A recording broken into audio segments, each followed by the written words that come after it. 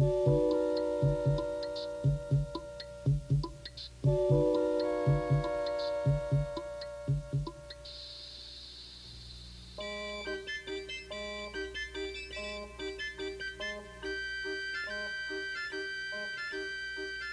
picnic near the lakeside in Chicago is the start of a lazy afternoon, early one October. We begin with a scene 1 meter wide, which we view from just 1 meter away. Now, every 10 seconds, we will look from 10 times farther away, and our field of view will be 10 times wider.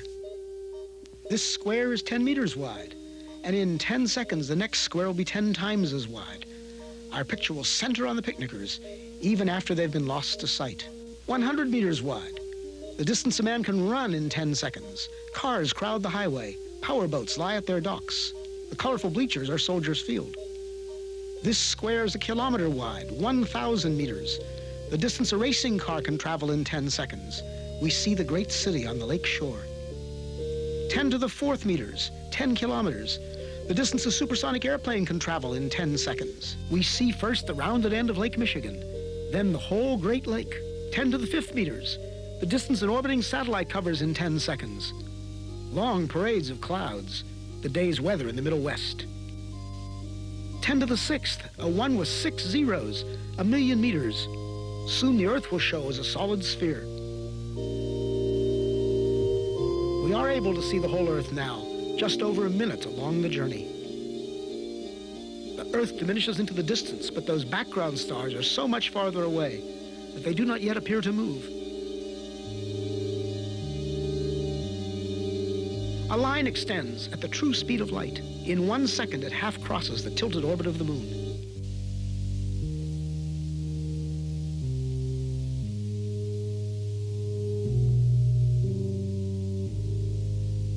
Now we mark a small part of the path in which the Earth moves about the sun. Now the orbital paths of the neighbor planets, Venus and Mars, then Mercury. Entering our field of view is the glowing center of our solar system, the sun, followed by the massive outer planets, swinging wide in their big orbits.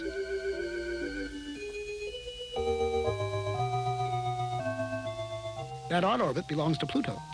A fringe of a myriad comets too faint to see completes the solar system.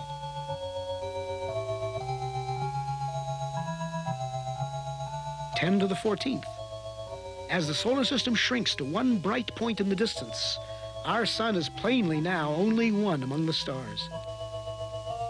Looking back from here, we note 4 southern constellations, still much as they appear from the far side of the Earth.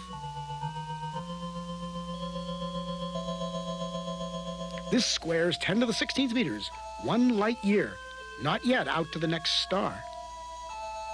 Our last 10-second step took us 10 light years further. The next will be 100. Our perspective changes so much in each step now that even the background stars will appear to converge. At last, we pass the bright star Arcturus and some stars of the Dipper. Normal but quite unfamiliar stars and clouds of gas surround us as we traverse the Milky Way galaxy.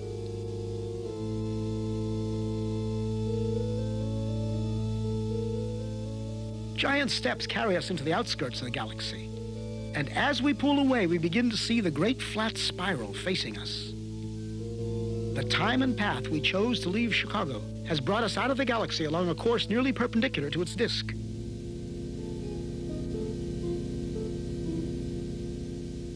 The 2 little satellite galaxies of our own are the Clouds of Magellan, 10 to the 22nd power, 1 million light years.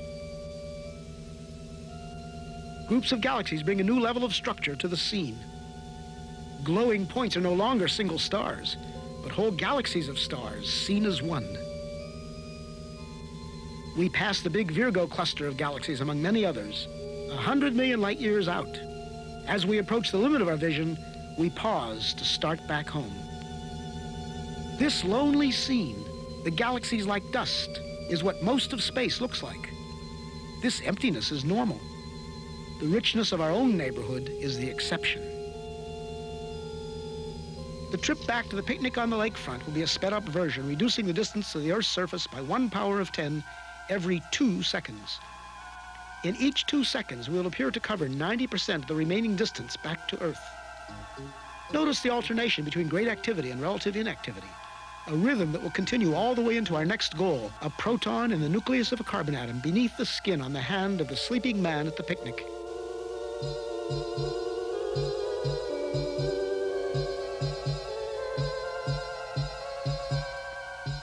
Ten to the 9th meters, 10 to the 8th, 7, 6, 5, 4, 3, 2, 1. We are back at our starting point. We slow up at 1 meter, 10 to the 0 power. Now we reduce the distance to our final destination by 90% every 10 seconds, each step much smaller than the one before.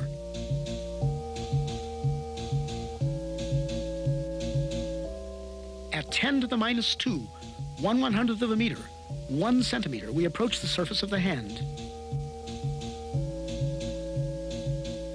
In a few seconds, we'll be entering the skin, crossing layer after layer from the outermost dead cells into a tiny blood vessel within. Skin layers vanish in turn. An outer layer of cells, felty collagen. The capillary containing red blood cells and a roughly lymphocyte.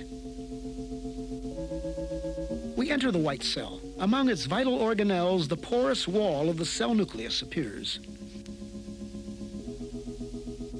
The nucleus within holds the heredity of the man in the coiled coils of DNA.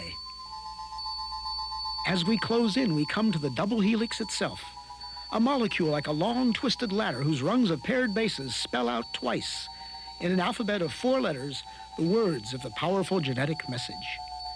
At the atomic scale, the interplay of form and motion becomes more visible. We focus on one commonplace group of 3 hydrogen atoms bonded by electrical forces to a carbon atom. 4 electrons make up the outer shell of the carbon itself. They appear in quantum motion as a swarm of shimmering points. At 10 to the minus 10 meters, 1 angstrom, we find ourselves right among those outer electrons. Now we come upon the 2 inner electrons held in a tighter swarm. As we draw toward the atom's attracting center, we enter upon a vast inner space. At last, the carbon nucleus, so massive and so small. This carbon nucleus is made up of 6 protons and 6 neutrons. We are in the domain of universal modules. There are protons and neutrons in every nucleus, electrons in every atom, atoms bonded into every molecule out to the farthest galaxy. As a single proton fills our scene, we reach the edge of present understanding. Are these some quarks at intense interaction? Our journey has taken us through 40 powers of 10. If now the field is 1 unit, then when we saw many clusters of galaxies together, it was 10 to the 40th, or 1 and 40 zeros.